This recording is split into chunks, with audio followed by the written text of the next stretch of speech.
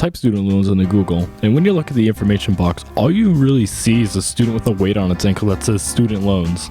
That just sums up the crisis pretty much, and a crisis it is. Do you not really know what student loans are though? Don't worry, I'll scare you. Today in 2019, students owe over $1.5 trillion in debt, and it's still rising at this very moment. If you look carefully, it can raise over $4,000 every few seconds. Why is this an issue? It's because universities are not getting the money they need to fund research and professors to educate the students of the world to get them the jobs they need and want. However, all the jobs that those students want are requiring more and more. According to Franklin University, 34% of all jobs require a bachelor's degree or higher. Of the 155 million jobs total in the United States, 52.7 million require 4 years of learning, which on average costs a student $33,860. NitroCollege.com, who provided the live value of student debt, also provided statistics on the debt situation. Say the student could have paid out $33,860 they owe. On average, they will usually pay $393 a month. If you do some simple math, it will take about 7 years to pay off the debt, and that is on top of all the bills that students must pay post-graduation.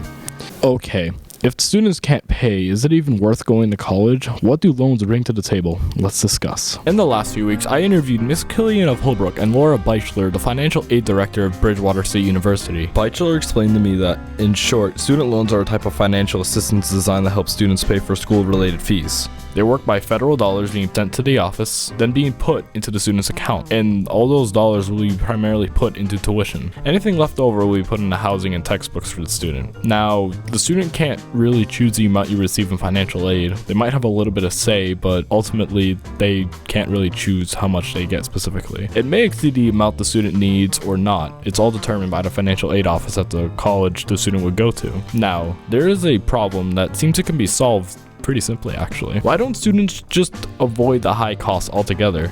The best colleges cost the most, but depending on the person, that might not be needed. There were stigmas around going to more prestigious colleges than state schools or community colleges, but recently, with all of the school debt and the different opportunities that have been made available by all schools, I think that now it's not so much about prestige. Prestige is a very powerful tool to possess. A person who would go to, say, Harvard would be able to achieve many high-paying jobs in the field that they majored in. However, with a little extra work, you can really just get the same result if the student went to, say, UMass. I talked to a few students at our school and discovered their opinions on college, and if it is even worth going to an Ivy League school in their opinion.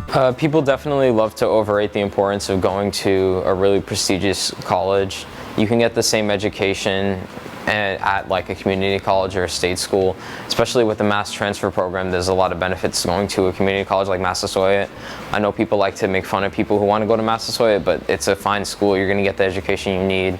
You'll be able to be successful in life. Not really. I'm pretty sure we've gotten to the point where if you go to a community college, you'll probably be just fine. But of course, I want to live at college. Honestly, I don't think that going to a school like Harvard is better than going to Massasoit, because at the end of the day, you're still getting your education, you're still getting the same degree as any other school in the world, so it wouldn't really matter. If there is a common feature between all three of the interviews, they all said, no, it doesn't matter whether they go to a prestigious college or not. Well, there is an argument to go to a prestigious college as well. Besides people knowing that you have gone to Harvard, there are genuine benefits. Students who go to a prestigious school have these perks.